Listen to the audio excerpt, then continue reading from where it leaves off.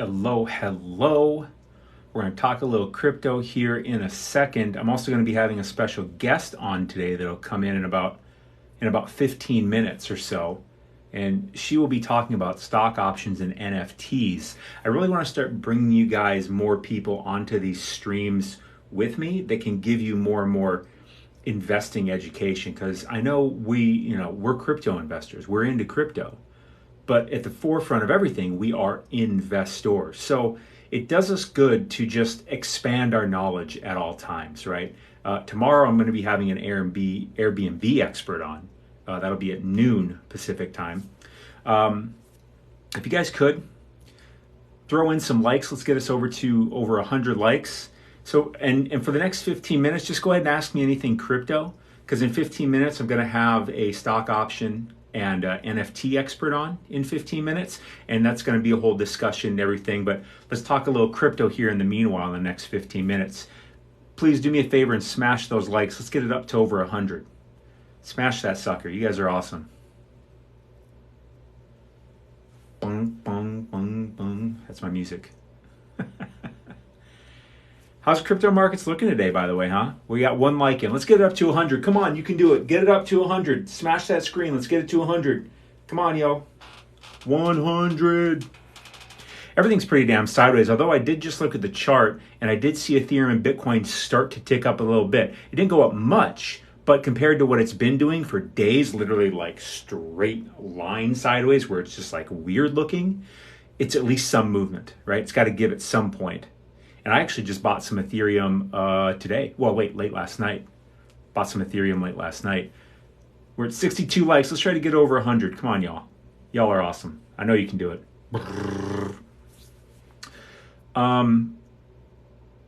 What new projects have you guys heard about? You guys been hearing about any good crypto projects? Anybody got any that they've been hearing about that they're like pumped about? Because I'm always open to that. I'm always open to hearing about that stuff. There's just so many things going on. I'm one person, even though I spend all day in crypto. David MS Keg says Ridge. David, what is Ridge? What is Ridge? What is it that makes you excited about it?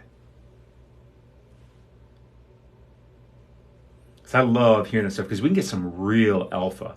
All of us together, you know what I mean? Like people bringing in new projects. We can really get some alpha on that stuff. Like he said, like David here saying Ridge. I don't know what Ridge is. Never heard of Ridge. For all I know, Ridge is something really innovative. But again, in about 12 minutes, we're going to have a guest on who's a stock option and NFT expert.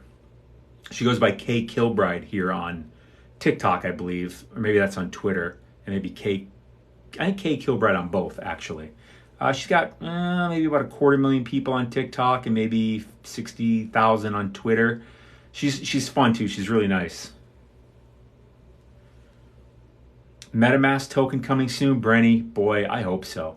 It's kind of interesting what we've been hearing about MetaMask, right? How JP Morgan has quite a big investment in MetaMask. That's really interesting to me, and that's how partially, and it's also creepy that they were able to shut Venezuelans out of MetaMask. I don't like that. I don't like that at all. Did you guys hear that? How they kind of shut Venezuela out of MetaMask? Like if you can't use MetaMask if you're in Venezuela, that freaks me out. So I'm looking at, I'm looking at something even more decentralized, trying to figure out what's going on. If you guys got any suggestions, let me know. David, you said Ridge, man. I really want to hear what this Ridge is. I think we all do, because I haven't heard of Ridge. And if you're mentioning it, I'm guessing there's something interesting about it. So if you want to elaborate in a comment, that'd be awesome. And again, in about 10 minutes, I'm going to have a stock option and NFT expert on. Goes by Kayla Kilbride on TikTok and Twitter. Yeah, MetaMask token, though. How good would that be? And again, I just looked at some of the charts before we went on here. I would be going over charts with you right now, but for some reason on my TikTok live, it doesn't give me the option to flip the camera around once I start going live. I don't know why. If I click that doesn't do it. If I click there used to be a button just right there, and it's not there anymore. I don't know what's going on. Starman Trooper screaming.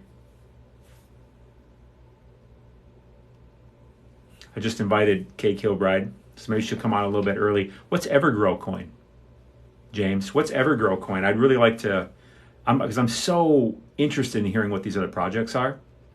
Because we have a long ways to go in crypto, right? There's a lot of innovation still to go on.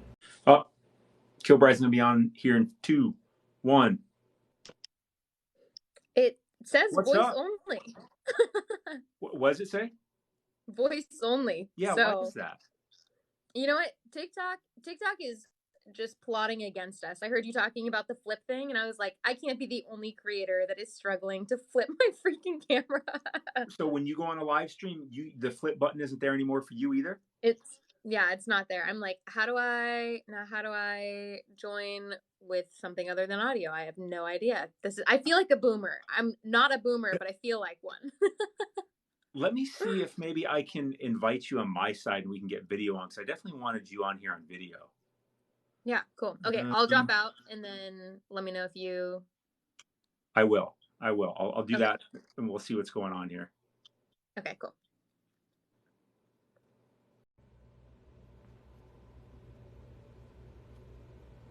Sorry, everybody. Technical difficulties, of course.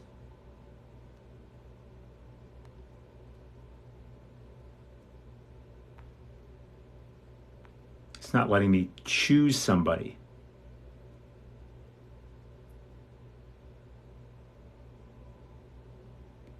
I wonder.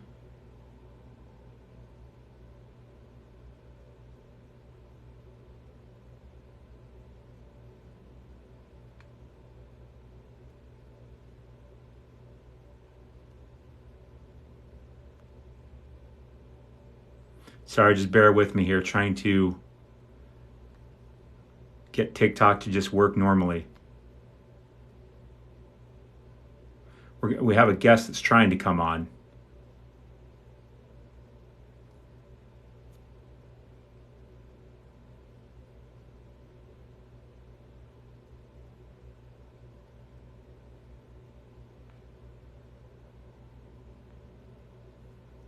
Dang, it's not giving me an option. It says co-host, but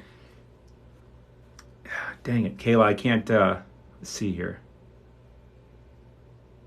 I can,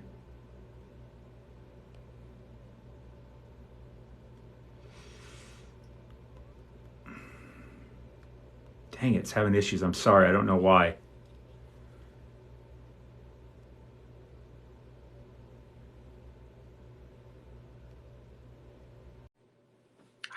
Damn, I don't know what's going on there. Anyways, all right, I can see you in a little screen there, so that's cool. I don't know what changed. TikTok is plotting against us, Kayla. I don't know what's going on here. I updated the app yesterday too, because I just noticed this flip thing yesterday, and I'm like, what's going on? Because I show the screen, show me, and it's just like I can't change anything. I don't know, whatever. I feel like it's a disservice, especially for those of us like in the trading world, where I'm like, okay, let me just show you my charts real quick, and then I'm like, I can't show you my charts real quick. I was like, how am I supposed to show you guys what I'm looking at? Exactly. Yeah. There's conspiracy going on. Let's dive into it. All right, tell the folks who you are, what your background is. What's up, guys? I'm Kayla Kilbride. I am also on TikTok, obviously. Try to break down financial concepts really simply, basically. Sorry if I disconnected for a sec, but try to teach financial concepts to you like you're a fifth grader so that all of us can understand finance as easily as possible. And then sometimes I just mess around. I do work with a company called Tasty Trade, so you'll see lots of their videos on my platform as well. I write a newsletter or I co-founded and write a NFT newsletter called The Drop NFT. So I'm in stocks, options, NFTs, crypto, but I don't trade crypto too much. I trade NFTs significantly more, but that's where you can probably help. Hey, trading crypto, yeah, but NFTs to me is still like an enigma, and I think to a lot of people it is because it's still so new. I mean, I know, like NFT isn't a piece of art. NFT it's a verifiable thing digitally. Like that's what it is, and people are still getting their heads around that. Like I understand that part, but in the current actual market, from an investment standpoint, I have a hard time wrapping my head around that. And I was really hoping to get into more of that with you in a little bit because you seem to do a hell of a lot more of that than I do. You want to talk Totally. about how to trade and read charts, I can do that. But NFTs, it's just, there's only so much you can know. And I find it so challenging because it's so new. If You know there's what we anything need? you want to share from the jump.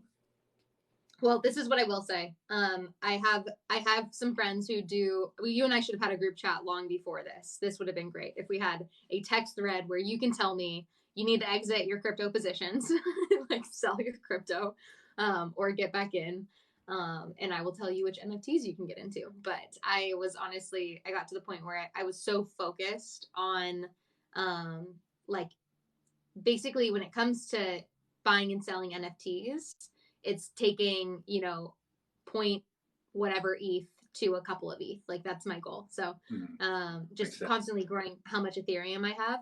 And I'll be like, wow, my Ethereum is really growing and I'm down 50%.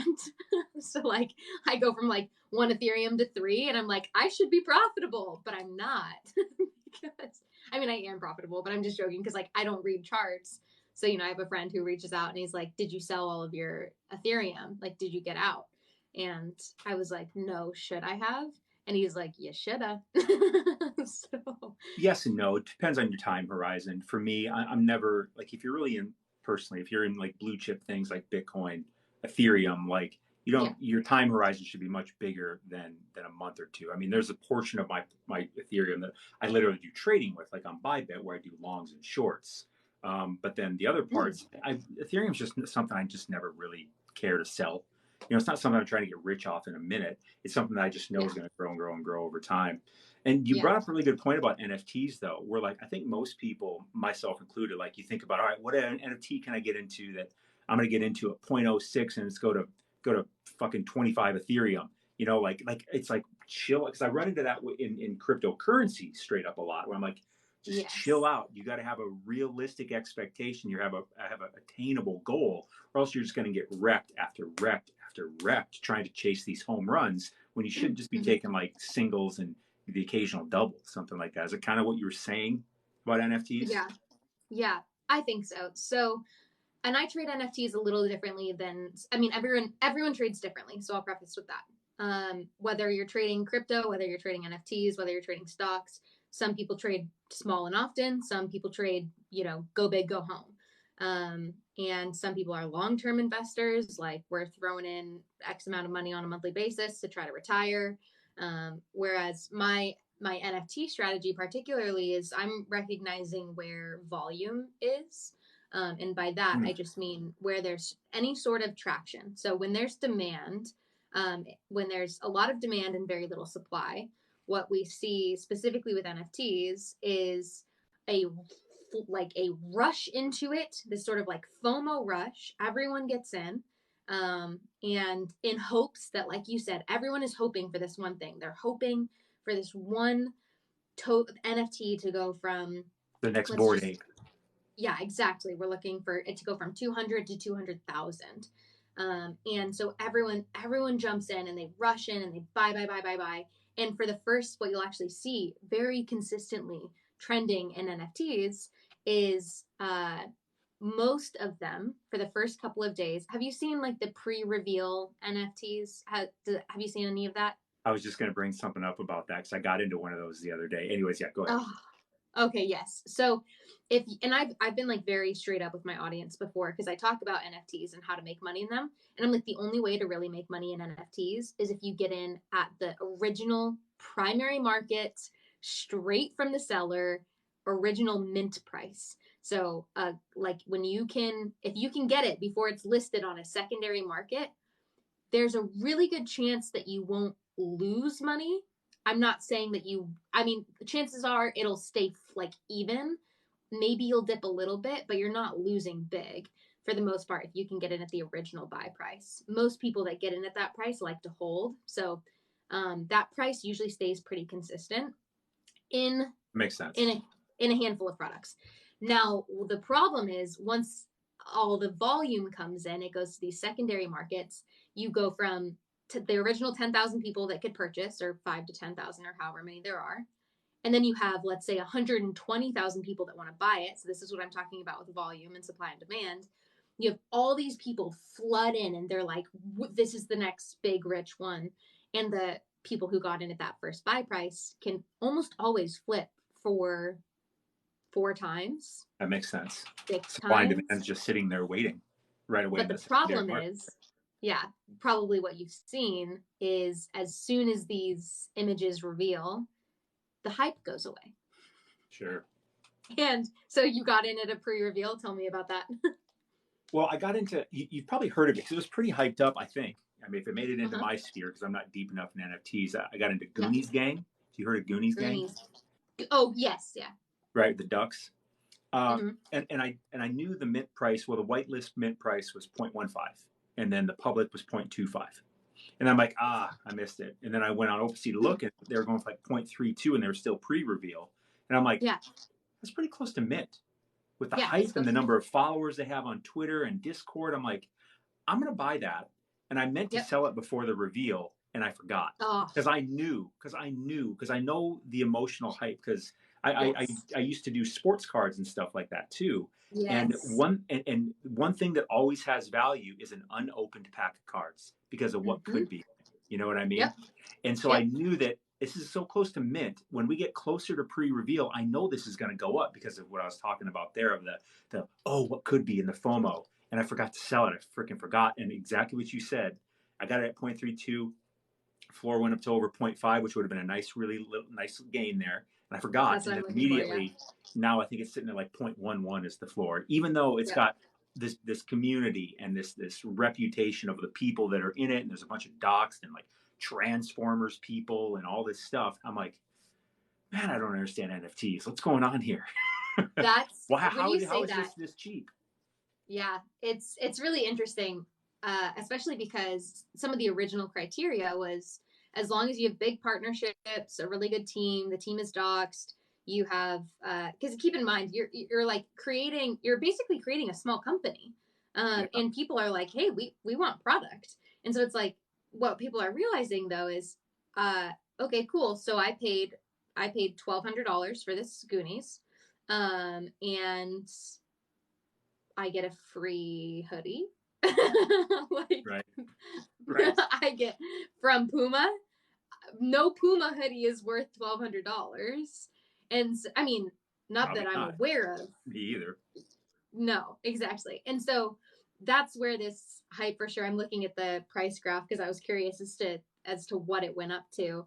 I think people are starting to realize that it doesn't matter how much potential utility, partnerships, all this stuff, if the price doesn't actually correlate with the value that's being given because now that utility is a thing. I mean, like, let's take it back a little bit. So we've seen an evolution of this with like CryptoPunks, for example. So CryptoPunks were one of the first NFTs that ever sold for, I mean, how much, I don't know what their floor is right now, but probably somewhere around. And it was like attributed being one of the first created, right? Yeah, exactly. Isn't that what gives it its value? Something like that? One of the first generative, like 10, it was one, I think it was the first generative 10. So it wasn't the first NFT ever created, but it was the first time that we ever saw like 10,000 created with the contract. You know what I mean? And so you have all these like faces that are different colors and different attributes, and there's rarities, and suddenly you can buy, like, you can get a more rare one or a less rare one, and it was a big deal. It's like the first, I mean, consider them what you were saying, like trading cards. It was like the first time that we ever saw, like, oh my gosh, there's like trading cards. And now they sell, I think the floor is $250,000, but I would have to double check. Probably. I mean, today that'd be about 100 ETH. Mm-hmm. I think they're probably around 80. And they were, I know they were a free mint. CryptoPunks, they were a free mint. Were they a free mint? Yeah, they were a free mint. And it took a while for people to even take them. I remember this guy, Crypto Stash on YouTube. Mm-hmm. He talks about how he got offered to mint some, and he's like, "Nah, I don't even care." he didn't even take the free ones when they were getting minted. Like, yeah, they seem stupid. They look ugly to me. That's so funny. Yeah, the floor is 68 ETH right now, which is $180,000. What do you think? What do you think long term is on something like CryptoPunks? You got something you would cash out on 68 ETH, or do you think you'd hold on to that if you only have one?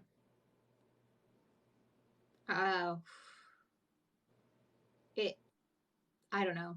I mean, I for sure would have sold and bought a house. It's like, I bet. Like, I bet. that's the difference, is people don't know why they do or buy the things that they buy. Like for example, you get a free mint, right? And all of a sudden it's worth $180,000.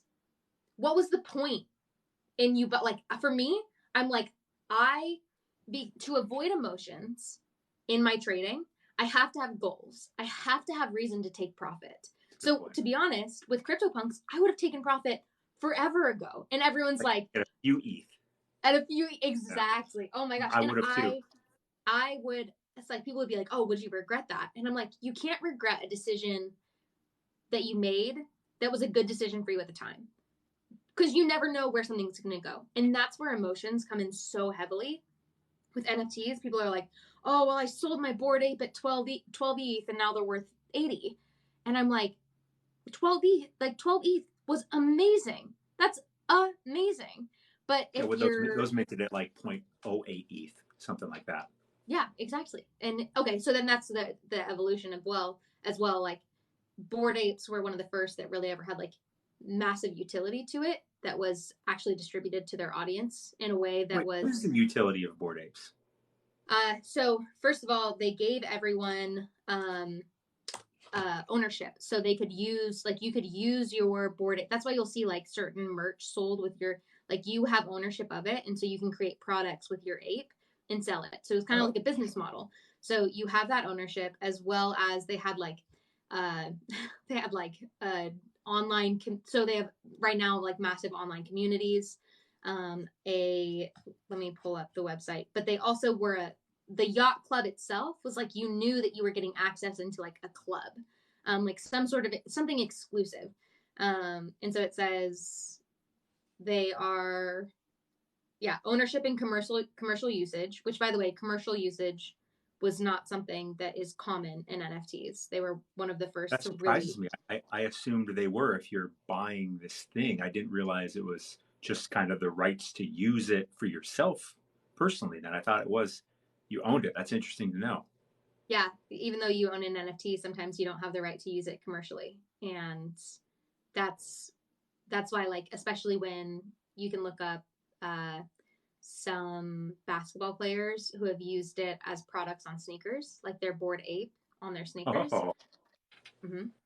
Yeah, because they own it. They have the commercial rights to it. So you can also license so right now there's a media company that's reaching out to people in the Bored Ape community, and they're like, so it's a form of passive income. So this film reaches out and is like, we're looking for a couple different apes that we can license for a TV show, a cartoon TV show.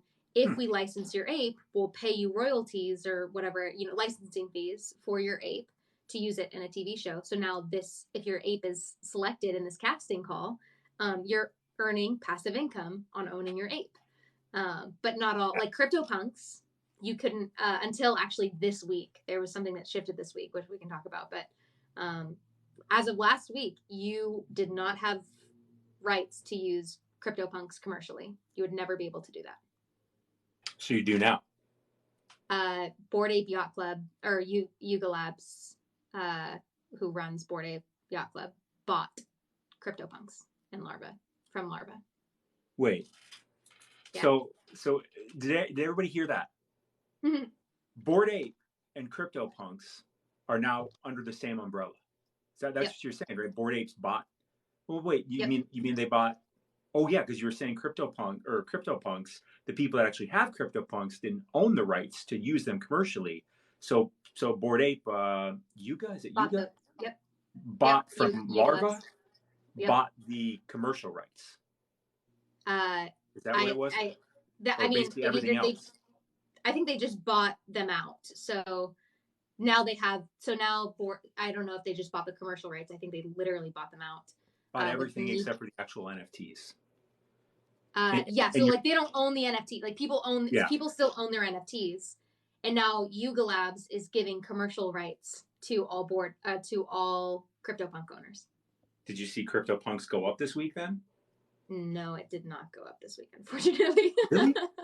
Isn't that weird? That is so weird.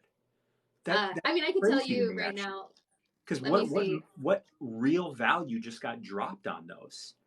So I mean, like, so now Yep. here comes the other question. Because I was saying, if you had a punk, would you sell it and just cash out? But now with that being added to it, do you think it's a better buy even at this price? Okay, quick correction.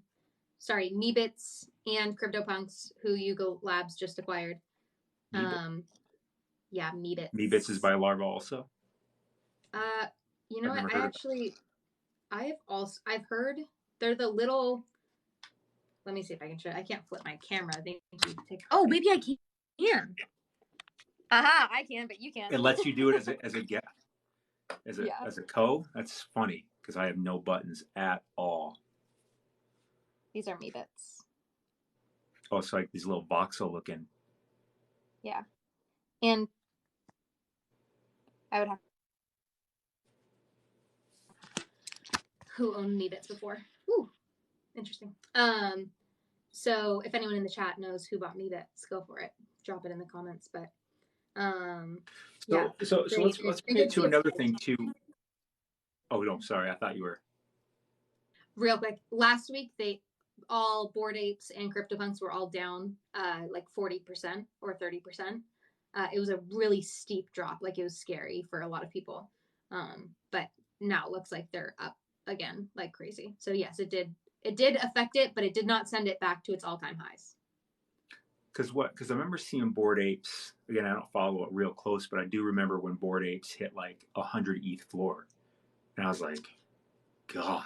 Because this was like when all of crypto was down so much, NFTs were going up so much. Why is that, do you think? Why do you think that when crypto was going down like crazy, NFTs shoot up or have shot up? I mean, at least twice that's happened now, and I have no idea why.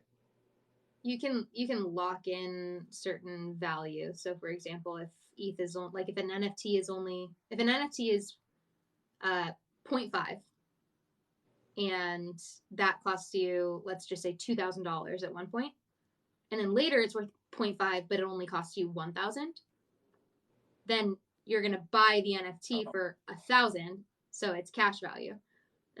They're translating it. It's like, oh, it's only $1,000 now. So some people will be like, okay, I'll put 0.5. And so you'll see, because it's cheaper to get into NFTs on on your regular currency value, you'll see that the floors will increase because something that was 5 ETH is now really only hypothetically 2.5. So you're saying because the fiat currency value of ETH went down, it made them priced in ETH go up, so it was really about the same price, dollar-wise. Yeah. Okay. You and I probably pay attention to accruing Ethereum or Bitcoin or certain things. So for us, 0.5 is 0.5. But for a lot of people, if they see an NFT that they were like, oh my gosh, this was $1,200, or this, let's go even a smaller number, because a lot of people trying to get in probably don't want to spend more than $100. They're like, wait a second, this thing that was $500 a couple months ago is really now only, 120. Like, that's incentive for them to get in. So they get in, and then it pulls everything back up. So I think it kind of balances out a little bit. That makes a lot more sense to me because I don't know of a lot of utility being in a lot of these NFTs, these current expression, current form of NFT technology. Because is that kind of a fair, accurate thing to say? This is more the current expression of NFT technology. Yes. Okay. Yes, it's very, very, very fair. Also, I'm going to grab my phone charger because I realized otherwise it'll kill our conversation, quite literally.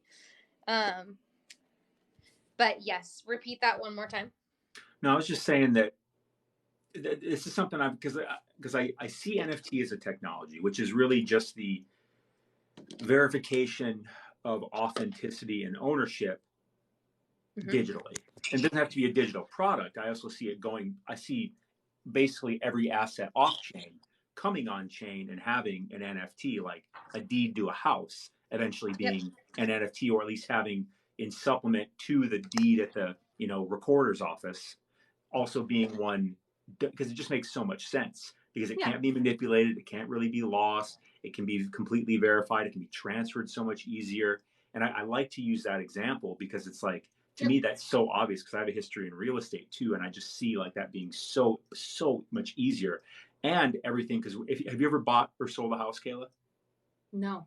So you have to go through like escrow and title and stuff like that. You probably heard of that stuff, and Yeah. it's such it can be so messy and it's so Yeah. slow and it's so bulky. It's really, to me, NFTs and crypto, if they're doing one thing, they're certainly maximizing efficiency, mainly largely by getting rid of all the middle people, all the gunk between point A to point B. Just kind of Now, make it granted, so quick.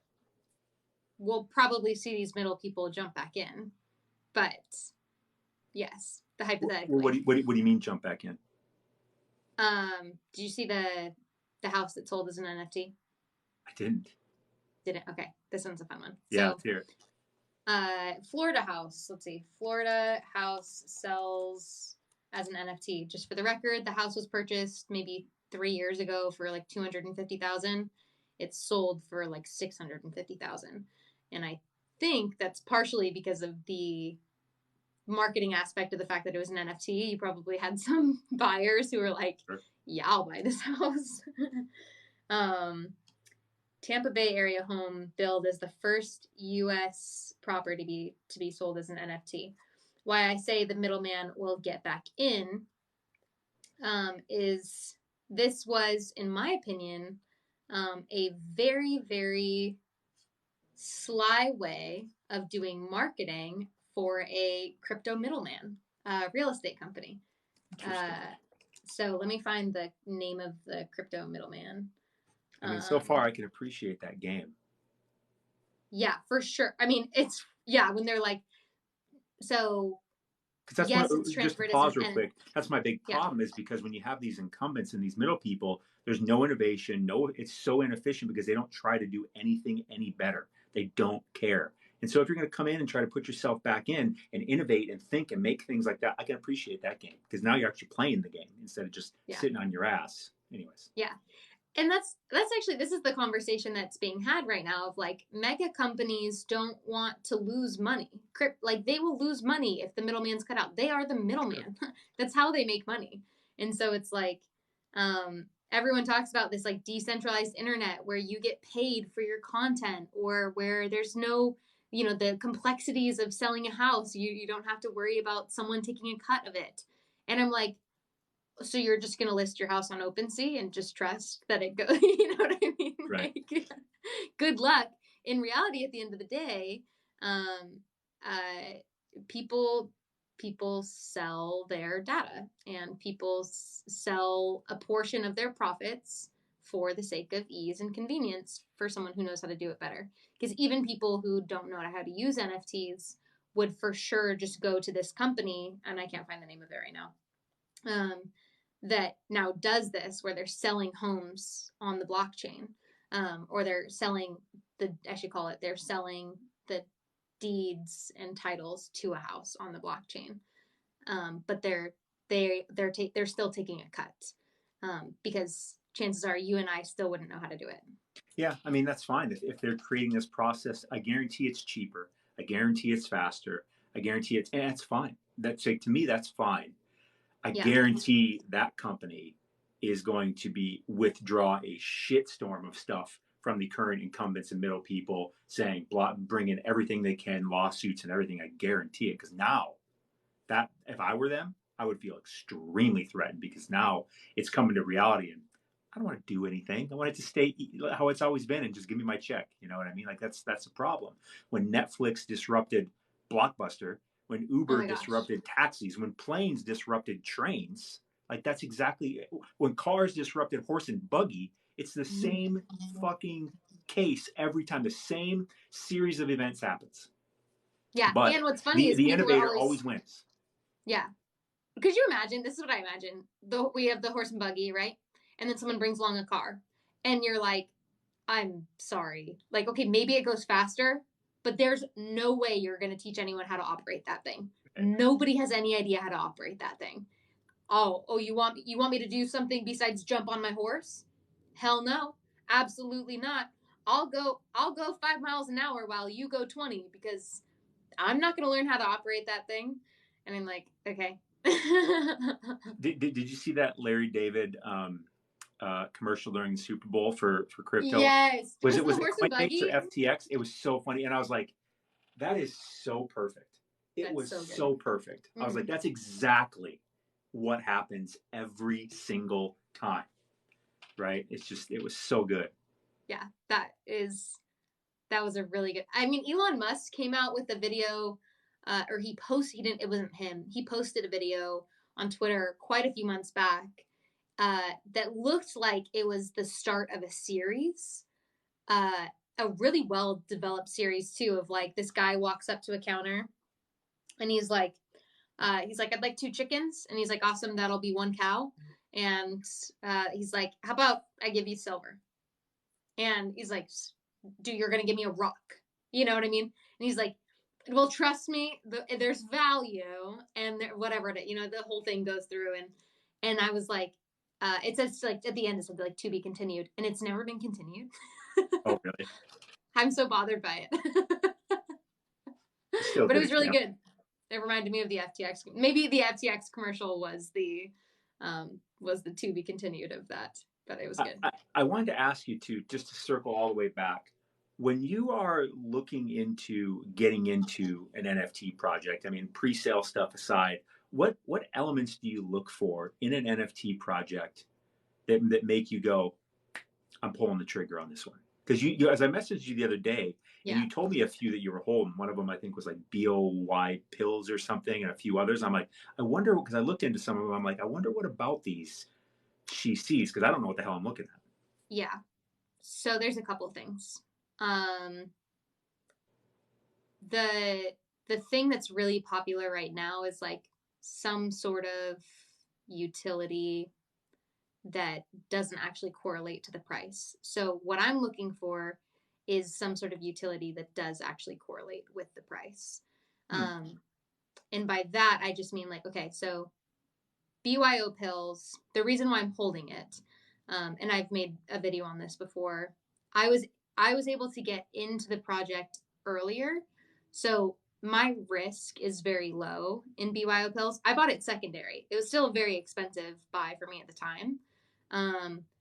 But because there's no risk for me in holding them, that incentivizes. You mean because they've gone up so much more, you bought it, It'll likely never go back down. Yeah, exactly. Like I'll always see profit in that project. Okay. So there's no reason for me to get out of it for the most part. On top of that, so if I have low risk, and that there's actual development continually happening from the team into something greater, I pay attention to that. So I wouldn't say like BYO pills might not be a good buy for someone right now. So I want to be clear, like sometimes it depends on your timing, like the entry timing. But the price that I got in, so when there's low risk, and then I see them where they're like, we actually are like innovating the gaming industry. And they're going to be one of the first and most legit, hopefully sort of like mixed reality NFT gaming, virtual reality or augmented reality or whatever it might be. Just they're like a very intense version of Halo, for the metaverse. Just like absolutely incredible. And they have a really, really strong group of people behind it where this is another thing that I look for is people aren't selling because they're excited about what's to come. That sounds really valuable. So you're saying there's a so that would indicate there's a large percentage of people that have these are believers. Yes, and they want to, and that's a community aspect. Yes, that makes and sense. There's a difference between hype and actually like believe, like users. So, even if something has a lot of hype, like you saw with the Goonies, you can see a lot of demand, and then people just flail out. They just like forget it. This particular project, people don't list them because they're excited. They're like, I want to use. So BYL pills is also given for every pill that you bought, you are given an apostle who can ingest the pill. You are given a vape to smoke the pill through. So I'm like not into drugs, but it's like all for this metaverse. It changes your experience. So like if your apostle, which you got for free, smokes the pill through the vape, it changes your metaverse experience. You have a virtual trip. In a virtual game that they just released, crafts, these like actual aircrafts for, so everyone just got a free hovercraft. And so they're constantly giving back to the community. So you have value in holding this thing. Yeah. Oh wow. And I mean, they're making it more and more valuable. They're stacking and stacking and stacking. Yeah, interesting. And they've also released land, which is actually one of their most valuable ones, even more valuable than their pills now. Wow. Everyone bought land, and now you own metaverse land, which everyone is like, oh my gosh, I'm so grateful to have been, like on the beginning at like side of owning land in the metaverse, because we see that the value of physical land and virtual land, and people want land, like it's even virtual land, it's just weird, you know what I mean?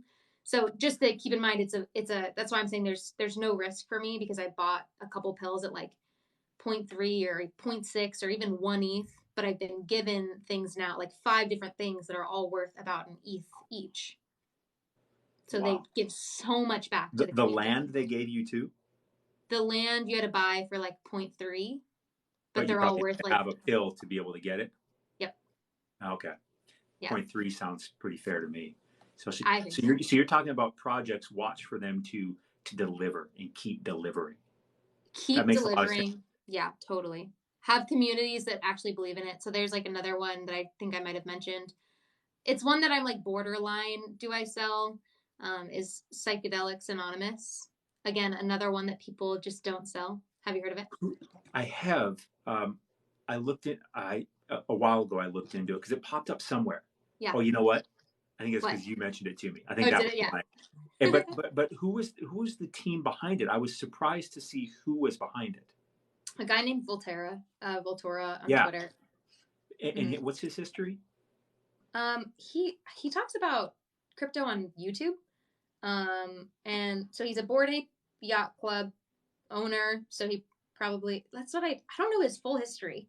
But he created he had a huge following and then created Psychedelics, which for the record actually does. It's so funny. The two that I've mentioned, I know, are both like actual trip. Like they put money towards. They're transformative. Yeah. Kind of, right? I mean, it sounds like from the way you describe them, like this is all coming back to me now because you had mentioned it to me. I looked into that. What was it called? Psychedelics Anonymous. Psychedelics Anonymous. Mm-hmm. I was like, interesting. I did. I noticed that. I was like, wait, both these are doing something. I didn't really think about, Kayla's weird. That's not what I thought at all. I thought that's interesting that these are doing something transformative. I can see the value in that because that's what all of this is about. And when we go metaverse, when we go AR, when we go VR, it's about becoming something different. Yeah. You know, it's, or even if it's a fresh slate, whatever the hell it is, that makes a lot of sense to me. Where so many of these NFT projects I've looked at, I'm just like, I don't get it at all. Because I'm like, this is just a fucking picture. I'm like, they don't even tell me what they're gonna do, and there's so much hype on this thing. What am I missing? That's more often than not. Let me show you. So these are, let me see, psychedelics. There we go. So this is a Psychedelic Anonymous one, and they released a whole series as well. Oh, so they delivered. You got free things for having it also. And this one as well. Is that kind of a version of land or something like that? It's a printing press. I don't know what it does. So here's the thing. Here's the problem. Sometimes I buy into these projects that I know that there's really good support behind, and I will never figure out how to use them. So I don't know what the printing press is supposed to be used for. Like for a while, I'll show you the vape if I can find it. So like this is the vape for BYO pills. Okay. And I'm like, I didn't know for a while even what it was. And then once I found out what it was, I was like, oh, okay, I'll hold on to it. But sometimes I'm like, since I don't know what this printing press is supposed to be used for, I'm like, do I just sell it? But the problem is you don't want to do that because at some point they're going to say like, if you own the printing press and this guy and this thing or whatever it might be, then you'll get X, Y, and Z. And so you're like, okay, don't let go of anything. So, Mhm. I've heard people talking about having a full set. Is that what all this is? Like having all these Yeah. things is like a full set? Yeah. Okay. Yeah. And That because was I've it. seen that, like I first heard of it from the Neo Tokyo people, Becker and Elio Oh yeah. Trades. They kept talking about full Yep. set, and I'm like, full set of what? What are you talking about? Hmm. Yeah. Sometimes it's like sometimes you have to buy the set up front, and then the set will enable you to free airdrops and things like that. But then it depends. That's why it depends. Some people are like, I can only afford one thing and whatever it might be. And so they do that. Or they're just like, I just want to make a quick flip. I'll just buy one. Like the profile pick will be more valuable than the utility tokens, which is funny now that I'm saying it, because like in a set, you typically like have, so like in this set, for example, you get a profile pick, a gaming component, a in real life event pass, and a metaverse event pass. And the people that wanted to make the most money didn't buy the utility ones. They didn't buy the real life pass, the metaverse pass, or the gaming component. They bought the profile picture. But you're like, if our theory is correct that utility brings value, why would the profile picture be worth the most? Um, and I think that still goes to show there's so much That is skew interesting. Because skew. if like you have the Psychedelics Anonymous and you got Yeah. these other things. I mean, if you go sell the Psychedelics Anonymous picture to somebody, they don't get those other things you already got because those are all Right. individual items. They Yep. may get future stuff, I guess. But that's an Yes. interesting thing that you bring up there too, because I'm like, after these certain things have been delivered, I see two components to that. I see one, it's going to reduce your number of sellers because if I have something like that and you're giving me value like that, I'd be like, I don't want to let this go. What else are they going to give me? This has been a good experience so far. Yeah. But on the other hand, if I'm a buyer with nothing, I'm kind of like, they've already gotten this, and that. I've missed out on that, so I don't want to pay as much for this thing. So there's that balance of supply and demand going on within that, and that's really interesting. That kind of stuff I can understand. But Yeah. again, I swear to God, I feel like most NFT things I look at have none of that going on, and they And might be a hell of that's a lot more valuable than ones that do, and that makes no sense to me. Yeah. And that's why, like, so I had a period of, so the past couple of, like, a period of time, like 2 weeks, um, Psychedelics Anonymous and BYO pills did not fluctuate very much, while everything else went to the, like, yeah, totally, totally. Yeah. One So you're thing saying that that I, they had more like pegged to the wall. They had a pick in the ice wall. yeah, Okay. because there's just continually things being offered. There is one more that I sent you called Boss Beauties. I don't know if And I'm into that one as much. it's a female It didn't generative. resonate with me. Boss Yeah, beauties. no, You know what I exactly. mean? It definitely Uh, seemed oriented towards female, which I'm nothing wrong with that. I'm just yeah, I'm only gonna look at so many things. yeah. They so they have gotten almost up to like a 3 Ethereum floor. They've like or 2.5 for sure. What they started? Um, I mean, I bought mine at zero point 0.2, but they probably minted it like 0.05. Wow. So I minted at zero point 0.2, and You it's identified currently that pretty early, but you paid well, enough of a premium that you're like, I like this one because you paid four times. I yeah, I actually, so when I bought it, I didn't even buy. So typically you can buy what they call the floor, so the cheapest NFT available. You just click buy now, and all of a Sure. sudden it'll tell you which the cheapest one is. I scrolled through and even went to the more expensive one because I wanted to find one that resonated with me. And I chose, I'll show you which one I chose. Um, let's see. I chose this one. I see that. I see that. Got the got the And got the hat on. Got the beanie on. yeah. I noticed you commonly have a beanie or a hood on, something like that. Oh, for sure. And it says like the shirt says future CEO, which I just kind of Googled that. Nice. And I always mess around because I just recently like co-founded a newsletter with a couple of guys, and I'm on the C board. I don't know which one I am, to be honest, but I always mess around with the Like actual CEO. COO, CFO, Yeah, CMO, exactly. Yeah, CNO, Chief NFT Officer.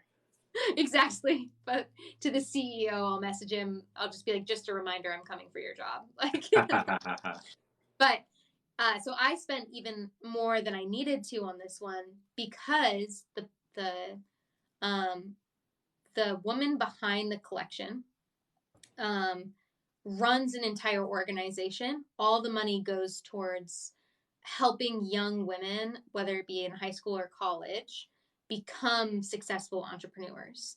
And so I saw just the charity aspect and it being something that correlated and resonated with what I want to do with my life. So it was one of the first NFTs that I bought solely out of enjoyment and like I was like, I like this, I want this. This isn't for me to make money. And time so now like surprisingly to me, they were the first NFT to ever be featured in the New York Stock Exchange. So they were framed and put in the NYSE. Oh, wow. And then they were also on display at this past month at the United Nations, the first NFT to ever be on display at the United Nations.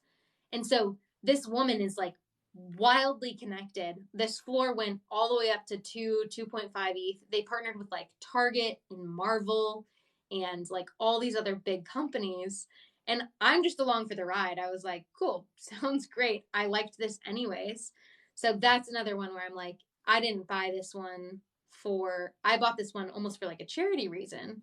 And because I know that there was an organization behind it that continues to give value. But even this one went through a very rocky, like right now. So like a week ago, it was an ETH and a half higher than it was today. Whereas like psychedelics and BYO pills don't move. This one moves a little bit more. That's interesting. I mean, and with you bring up some really good points. Thank you for sharing your experiences, by the way, Yeah.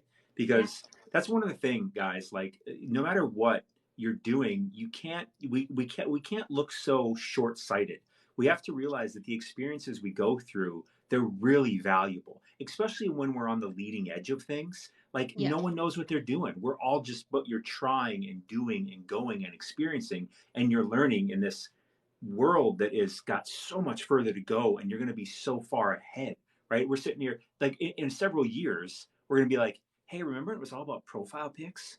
And it's just going to Yeah. be so weird because, like, I'm older than you are. I'm almost 40, and I remember the internet in the 90s. Like, Yeah. I remember I was in high school, maybe a freshman in high school. And I remember there was this kind of really techie nerd kid, nice guy, Andy was his name.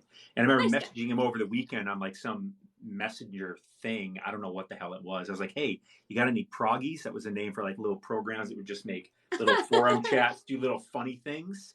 And that, like, but that was like so cool then. And it's just like, that's nothing now. I remember it's just to watch this stuff go and to just be in it early on Yes. and just Yes. chalk it up to you're paying for education, right? What a valuable Exactly. education to get, right? Because I've also went to lots of school. I have a doctorate and stuff like that, but I quit being a doctor because I just didn't like it, and that's a lot of money, that's a lot of time. And it's like, listen, you're going to pay with your time and money to learn Yep. things and get education, get experience. Just be very intentional about which way you want to go, and just realize it's all learning, and you're gonna lose it first, period. Because Oh, for how sure. couldn't you? You don't know what you might get lucky, but sometimes that's a bad thing because then you start to drink your own Kool-Aid and you start thinking, oh, Exactly. I'm so good, I know what I'm doing, and then you get wrecked way harder than you ever would if you just started out normal. Oh my So, gosh, it so is. thank you for sharing that experience because you're really giving some different insights to your experience of, hey, yes, there's this one like BYO pills where they're giving us other items. So what I've noticed, it's really interesting. What you've noticed Yes. is that they really hold their value well because people say, wow, I like this experience. I don't want to get rid of this, even though it's not really getting used on anything yet, right? But it's gonna. Yeah. The promise of it, which everyone promises something, it's like whatever, until Yeah. it actually delivers. You're saying these guys are delivering, they're giving you things, and even these up and downs, that observation of the market, it holds its value. And odds Yeah. are, when the market goes up, they're going to go up, and they're just going to keep adding value. And then you talk about this other one that Mm-hmm. seems to have a really strong leader behind it, but also it resonates really well with a large group of people. Like that's why you got Yes. into it because it resonated with you so well that you're like, I just want to be part of this. I like this. Like this isn't even about investing to me. And it seems because price doesn't lie. And plus you see what you explained went on with Target and the United Nations and stuff Yep. that this is actually growing as a real community. So Yeah. those seem like BYO Pills and Psychedelics Anonymous and Boss, what was it? Boss Beauties. Boss Beauties. Uh, and they all have these different elements, and that's one reason why it's so damn hard. I'm learning so much stuff. You saying this already? It's hard. It's been hard because these three different things are successful, but for different reasons. I mean, Yes. Psychedelics Anonymous and BYO Pills have some similarities for sure, but then Boss Beauties really is that community aspect. You know, you hear everyone talking about best community everywhere, blah blah blah, and they're just shilling and hyping their own shit. But when it's real, it shows in the numbers. Yeah. One thing that I would mention, I'll mention a loss. So when you're talking about this, I'm holding on to a bag that this is my most interesting case study that I cannot figure out. I've been trying to figure it out for I mean, at least weeks, if not months. These ones right here, More Than Gamers. Mm-hmm. They came out at the literally 2 hours apart from Psychedelics Anonymous. They had a full gaming experience, a complete roadmap. They have a TV show coming out. Like, they have such big things. Sorry, one sec. Like, such big things in store. At the time, they actually had more volume, more Twitter followers. If I posted it, I do this on Twitter as well. I'll post on Twitter. I'll be like, which one do you want? Psychedelics Anonymous or More Than Gamers? And everyone and their mom said More Than Gamers. And so I was like, More Than Gamers is where it's at. So I bought 3 More Than Gamers and I bought 2 Psychedelics Anonymous. And I flipped a psych to break even. So this is how I trade, by the way, just one of the things that I always do that a lot of people don't do. But as soon as I get into a project, I'll buy an additional one and sell it if the price goes up to cover my cost of entry. Makes sense. So that I have no risk. But then people are like, oh, you sold at 0.4 and now they're worth 4 ETH. And I'm like, that's yeah, but you have risk. I don't have risk. Yeah. That's an investment, ladies and gentlemen. Yes, exactly.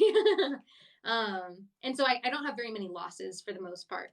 But More Than Gamers is my biggest loss, right? I'm down $6,700 because I was so confident that that the project was going to be bigger than Psychedelics Anonymous, that I oversized. I ended up going in not just for 3. I went back in for more when it dipped. I was like, buy the effing dip. Now I have 5. And for some reason, not sure why, Psychedelics later released a roadmap that, like, the project blew up because of it. More Than Gamers, though they've had an established roadmap and are following through with it, are now at 0.1. So I bought in at 0.6 on almost all of them, and they're worth 0.1 now. And I don't know why. We're going to talk about this one more. I'm going to ask you some questions because I want to figure this out. Yeah. Because in reality, like, I really do believe you learn a lot more from your losses than your wins. Like I was like kind of like what I was saying before, especially in something new like this. It's like none of this makes sense, right? Because you even took a poll ahead of time with an audience, and it was like overwhelmingly that one. Yep. So and they have a roadmap. Go ahead. What I will say about More Than Gamers, and let me see if I can pull up their Twitter page, but they, the only difference on mint day, again, they minted on the same day, 2 hours apart. Same number of mints? Same exact number. The only difference is More Than Gamers to mint it was 0.3 and Psychedelics was 0.08. Interesting. So everybody in Psychedelics has, 300% less risk. So instead of, I mean, they are 3 times less. No, 5 times less. 5 times less. You said 0.06 and 0.3? 0.08. Yeah. Oh, 0.08. Oh, sorry. Yeah. Close. Yeah, but still It's like over that's 300% almost 4. Yeah. Interesting. Did they both sell out day one?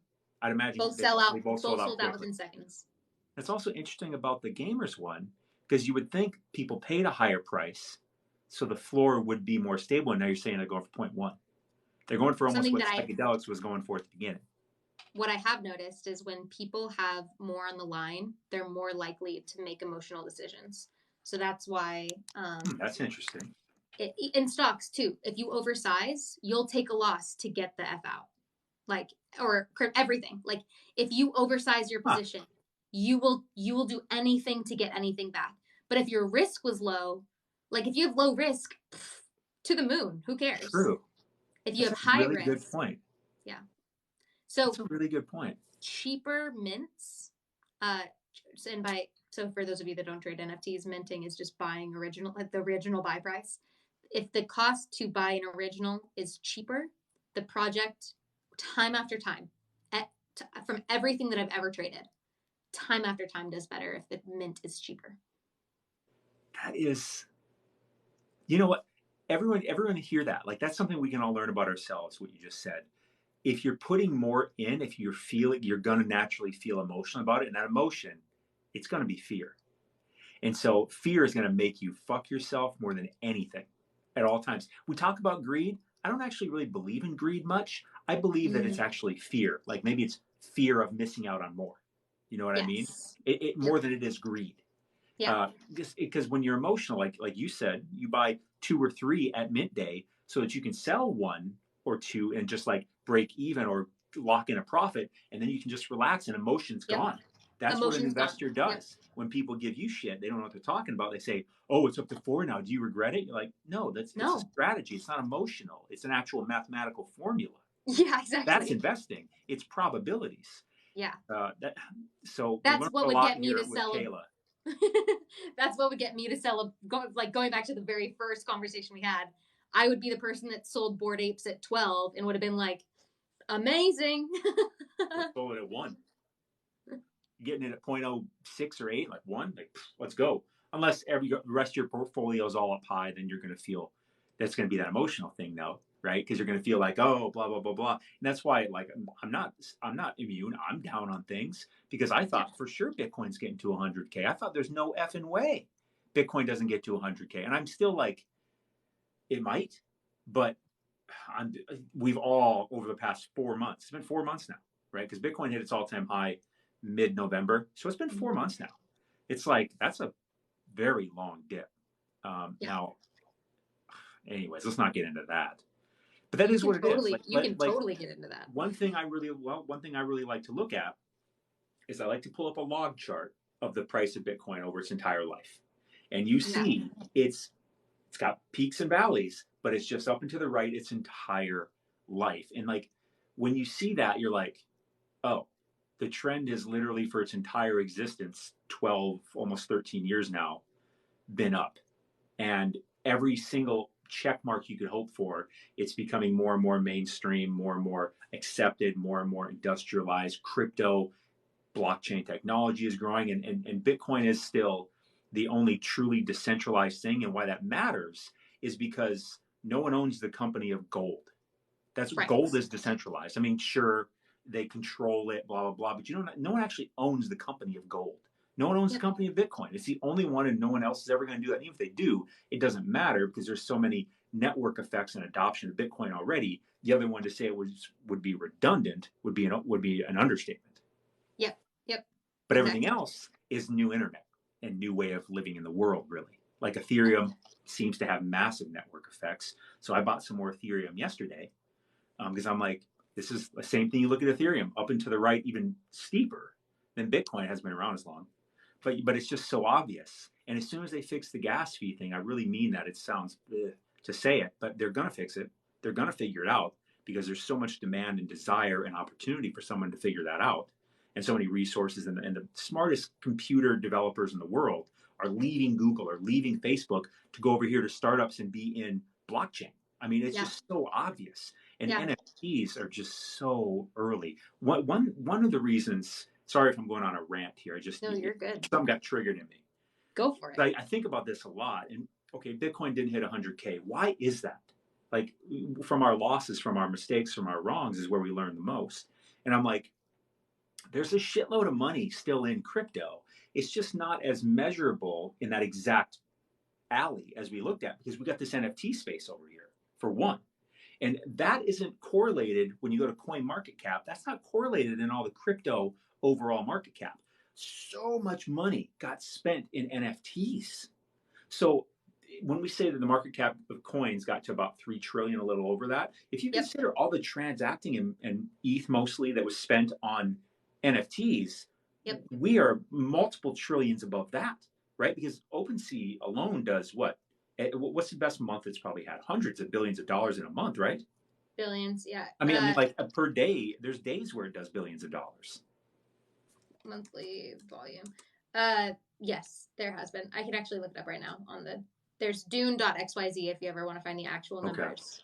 OpenSea's monthly volume was, let's see, January of 2022. 2 months ago. Isn't that funny? Right. We're two months in to this down market, and NFTs are just. But the volume, you talked about the price difference of current of US dollar to ETH, etc. But the volume still went up like crazy. It was 4.9 billion US dollars in January. In January, okay, so it was almost $5 billion in a month.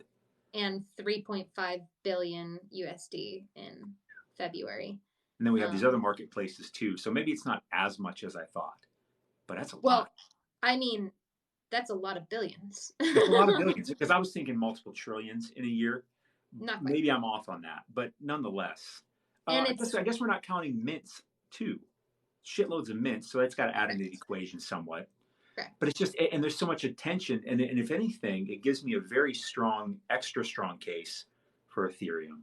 Like, Ethereum to me is the rails, like HTTPS. That's the protocol that runs the internet. Not because it was HTTP, rather, not because it was the best, but because it gained the most network effects and traction first. There were much better protocols than it, but it's the one we use. Is never changing. Like, Ethereum's just got so much of a head start on all these other layer ones, layer zeros, that it just makes sense. I mean, we got DeFi, because were you in crypto in 2017? No. So back in 2017. I mean, I knew about it, but I was not in it. Yeah. Kayla's a little bit younger than I am. I'm almost 40, so I'm 25. So we're chilling. I'm 25. Yeah. Nonetheless, when I was in my young 20s, I wouldn't have been into fucking crypto. I would have been partying and doing dumb shit. Looking back now, I'd be like, what the fuck was I doing? Anyways. I'm like preparing for a baby. Like, yeah, you're so much more developed than I was at your age. That's for damn sure. But what was I saying? Crypto. We were talking about volume. Oh, in 2017. 2017. There was a whole bunch of coins, but none of them did anything. Ethereum was around, but there was nothing built on it. So this time around with DeFi and NFTs, it really created this massive use case that we're still so early on. Yes. I don't know which one I would say is bigger. I don't know if I don't know if you do really say that. Both are just really big, and they're still so young and early. Like NFTs, profile pictures would probably be the dominant NFT, right? Which is like the most basic version of a way to own a digital asset. Like, that's the most basic digital asset you could own. Yeah. DeFi, just swapping coins around. What's that? I'll be right back. Keep this train of thought. It also looks like your audience has some questions too. And I noticed Just a Band Trader is in here, which I don't do. You talk to Noob? Just a Noob Trader? Who's that? Oh, he's just one of the followers that ends up in most of the chats that I'm in, but a really, really good stocks and options trader. We should probably take some questions from the audience pretty soon. Yeah. Go for it. I'll be right back. Yeah, if y'all got any questions, she's going to be right back. I'd say ask her some questions. We didn't even talk about stock options yet, because she talks a lot about stock options, which I don't know a whole lot about. I dabbled in them a bit like 10 years ago, but I've forgotten probably more than I ever knew about it. Bob, that's really nice of you. Yeah, 2017 crypto. It was wild, because it really was just all about coins, like buying coins. And we were like, God, if we can get to $1 trillion market cap. We got close. We got to just under 900 billion, excuse me. But it was all about coins. Now we have DeFi, Now we have NFTs, and those two things alone have so much further to go. You can think of DeFi and NFTs like Bitcoin in 2009, 2010. Like that's how early we are.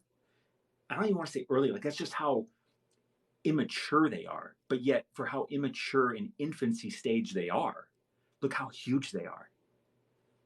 And they're terribly hard to use, generally speaking, which is exactly how the internet was back in the 90s. Terribly hard to use, so not user friendly. Visible friends, V friends. You know, for V friends, that's one that I look at sometimes because of Gary V. Not because of she talks about utility.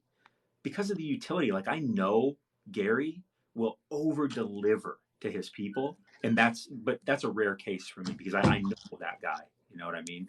So V friends makes sense to me, but you got to want the types of things that he offers. That's the only one that I would say I know really shit about.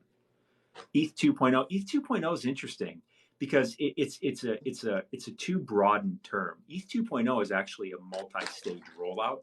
The thing that we mostly refer to currently, most people refer to as ETH 2.0, has to do with the merge of the two chains. What are they? The Beacon chain and the someone help me out. I know you know what I'm thinking of. The Beacon chain and whatever. So that's the thing we're looking at that might possibly happen this year. I don't know why. You know, call it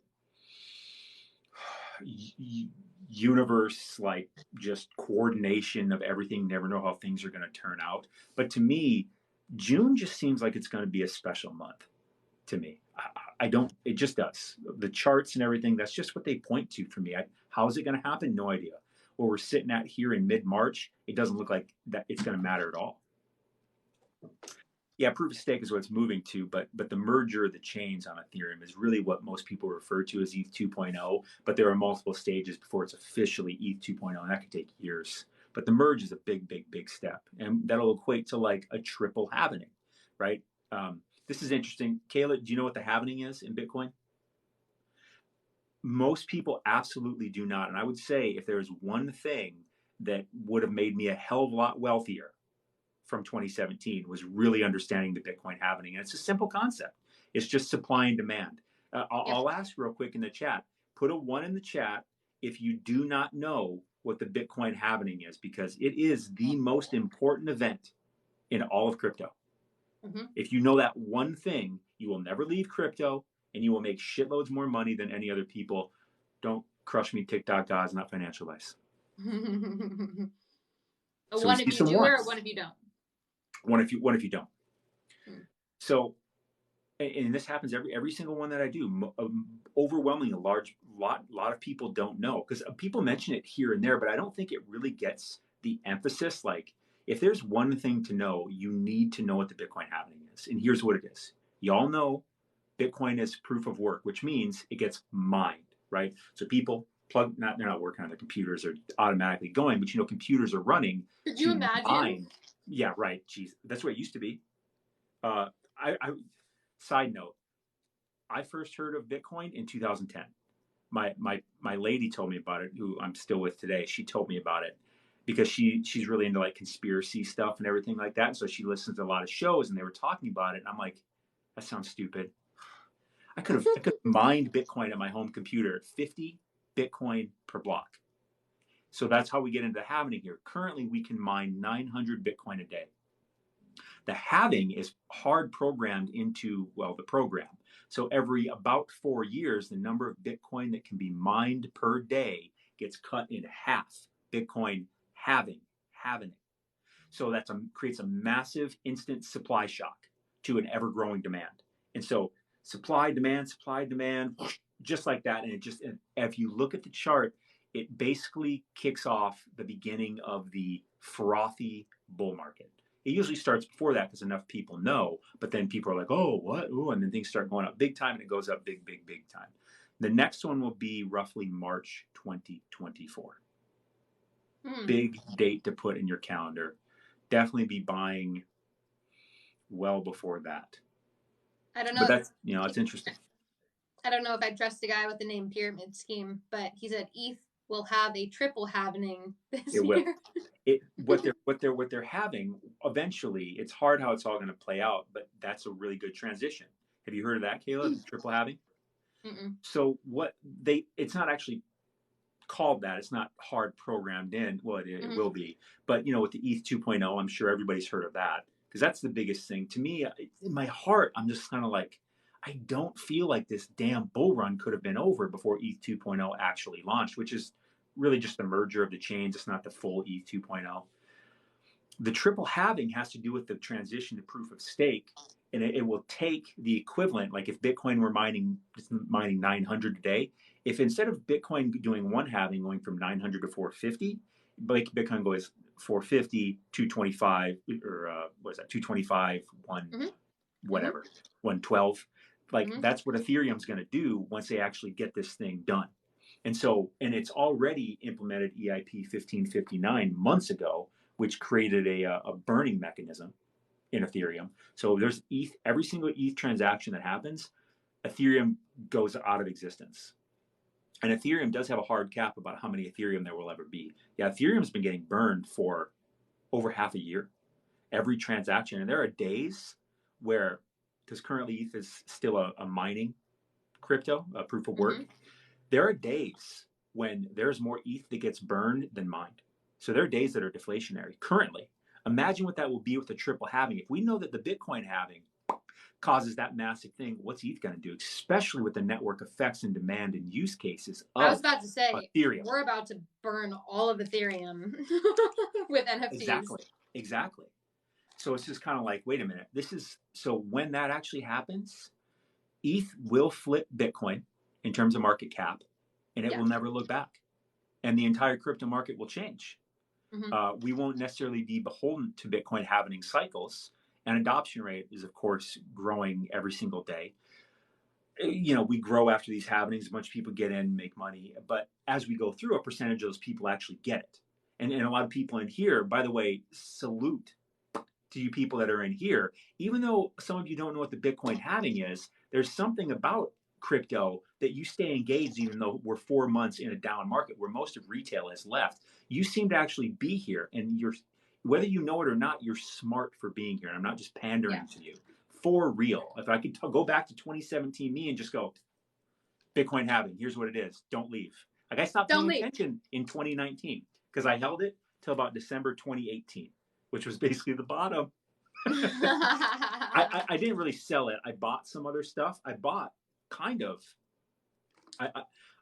Gods Unchained packs. Have you heard of the Gods Unchained game? I have never. It's Gods Unchained? Yes. So this was before they actually had a game. But I was like, oh, that makes sense to me. I'll actually own these. They're NFTs. Yes, exactly. They didn't call them that. But I'm like, that makes sense. They're one of the first ever, too. They are. And they were coming out. They didn't have a game. Who knows when it was going to be out? I'm like, I don't know what to do. ETH keeps going down. I don't want to get rid of it. That seems interesting. I'm going to use my ETH to buy those packs. And I would get, different cards that you could be using in the game in the future. And that ended up panning out pretty well, actually, because they ended up this last year releasing a Gods Unchained coin. And since I had all these Genesis cards, I got airdropped thousands and thousands of dollars worth of it. I'm like, oh, that's probably about the amount of ETH I spent on it. So that works. But I got kind of lucky there. Yeah. I wish I would. But the worst thing is I wish I would have kept buying things. I stopped buying. Don't stop. Not financial advice. I will not stop buying ever. Try to stop me. That's so good. Someone said, can you ask her about Riot? I'm curious. I'm like, what about Riot? What is Riot? Like Riot Games? The company that mines Bitcoin. Oh, the miners? Yeah. I don't know. Tell us a little bit about stock options. We've been on here for about an hour, and I know you were doing a live before this. If you get burned out, it's okay. I'm chilling. I went, I will jump off soon because I actually, chat, tell us where you're at. One, if you have not started your taxes. I have not started my taxes. That is on my to-do list for today. What was the question? Stock options. Yes.